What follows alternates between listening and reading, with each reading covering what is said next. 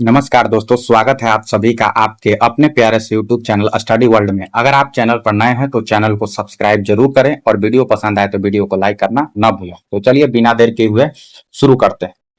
ये जो वीडियो होने वाला है इसमें 2014 का प्रथम पाली का साइंस का क्वेश्चन है, जो आप जिनको भी बिहार मैट्रिक परीक्षा 2026 में देना है उनके लिए वीडियो बहुत ही इंपॉर्टेंट है। तो चलिए बिना देर के हुए शुरू करते हैं। पहला क्वेश्चन कह रहा है कि rod of which material are usually to make a electromagnet. कह रहा है कि विद्युत चुंबक इलेक्ट्रोमैग्नेट बनाने के लिए किस पदार्थ या छड़े प्रयोग में लाई जाती है। तो सॉफ्ट आयरन पाया जाता है, ऑप्शन नंबर सी सही है। क्वेश्चन नंबर सेकंड कह रहा है कि the electric supplied in our homes, हमारे घरों में आपूर्ति की जाने वाली विद्युत कौन सी है। तो हमारे घर में जो होता है एसी करंट फ्लो करता है, यानी कि अल्टरनेटिव करंट 220 वोल्ट हमारे घरों में फ्लो करता है, इसीलिए इसका आंसर हो जाएगा option number C. Question number third का रहा है कि the part of eye on which image and object fall in. बोला है कि नेत्र का वह भाग जिस पर किसी वस्तु की छवि बनती है, तो वो जो हमारे आंख पे जो हमारा छवि बनता है वो रेटिना पर बनता है, तो ऑप्शन नंबर क्या हो जाएगा बी। क्वेश्चन नंबर 4 का रहा है कि for a healthy I the far point is. हो रहा है कि स्वस्थ नेत्र के लिए दूर बिंदु होता है, यानी कह रहा है कि जो स्वस्थ आदमी होता है वो कितना दूर तक देख सकता है। तो ये आदमी जो स्वस्थ आदमी जो इन्फानाइट तक देख सकता है, ऑप्शन नंबर डी करेक्ट हो जाए। क्वेश्चन नंबर 5 कह रहा है कि the actual source of energy of fossil fuel. हो रहा है कि जीवाश्म ईंधनों की वास्तविक ऊर्जा की स्रोत क्या है, मतलब कि कौन सा होगा। तो इसमें सन जो है ना वो जीवाश्म ईंधन की वास्तविक ऊर्जा की स्रोत है, तो ऑप्शन नंबर सी हो जाएगा। क्वेश्चन नंबर 6 का रहा है कि हु डिस्कवर्ड इलेक्ट्रोमैग्नेट इंडक्शन। बोल रहा है कि विद्युतिक चुंबकीय प्रेरण यानी इलेक्ट्रोमैग्नेट इंडक्शन की खोज किसने की थी। तो जो इलेक्ट्रोमैग्नेट इंडक्शन की जो खोज की थी ना वो फ्राडे ने की थी, तो इसलिए ऑप्शन नंबर ए हो जाएगा। क्वेश्चन नंबर 7 बोल रहा है कि the eye which can not see near object clearly है। जिस नेत्र को निकट वस्तु स्पष्ट दिखाई नहीं देती है उसमें होता है, यानी किसे कहते हैं जिसमें स्पष्ट जो हमें वस्तुएं है वो दिखाई नहीं देता है, तो वो हमें दूर दृष्टि दोष होता है, यानी कि फार साइटेडनेस, यानी कि ऑप्शन नंबर ए हो जाएगा। क्वेश्चन नंबर 8 बोल रहा है कि the equation of CaCO3S and CaOS plus CO2 G is of, यानी CO3 ठोस CaCO ठोस प्लस CO2 गैस समीकरण किस प्रकार का है।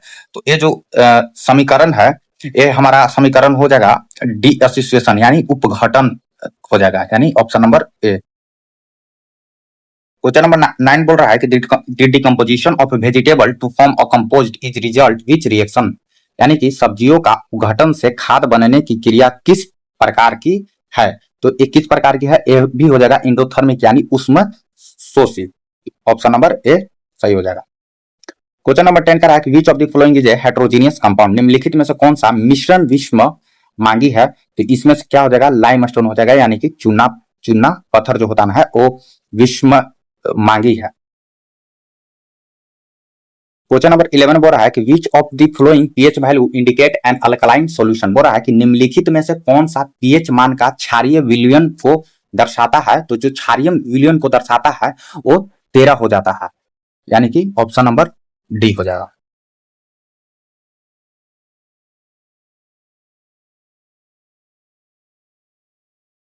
क्वेश्चन नंबर 12 बोल रहा है कि which non metal is a liquid at a room temperature. बोल रहा है कि कमरे के तापमान पर कौन सा आधुति द्रव अवस्था में होता है। तो कौन सा होता है, ब्रोमीन होता है, bromine, option number A correct हो जाएगा।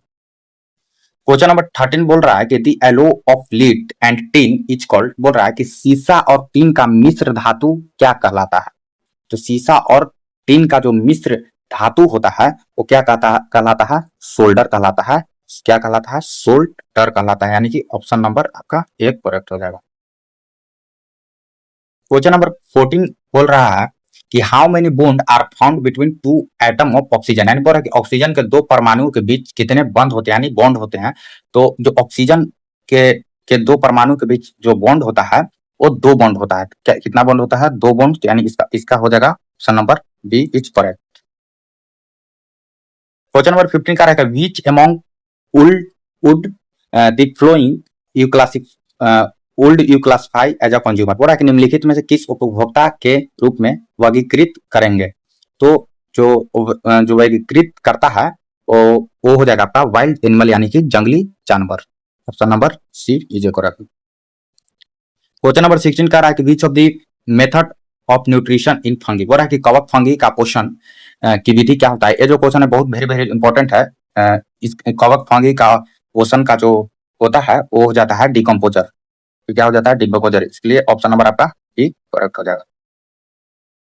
क्वेश्चन नंबर 17 बोल रहा है कि in which animal does reduction take place by budding.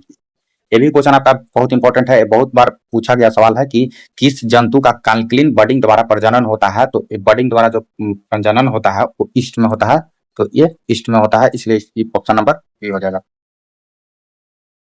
Question number 18 है कि डायलिसिस बैग इन वुमेन, मनुष्य के डायलिसिस बैग किसे कहते हैं। तो मनुष्य का जो डायलिसिस बैग होता है उसे हम नेफ्रॉन को कहते हैं। किसको कहते हैं? नेफ्रॉन को। इसलिए ऑप्शन नंबर ए करेक्ट हो जाएगा।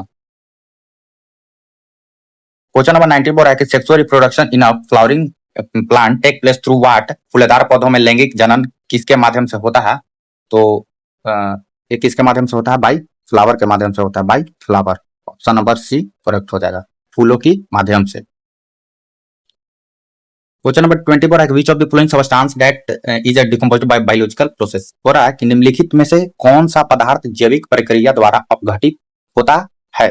तो जो पदार्थ जैविक प्रक्रिया द्वारा अपघटित होता है वो हमारा हो जाता है ड्राइड ग्रास एंड लीव्स यानी सूखी घास और पत्तियां।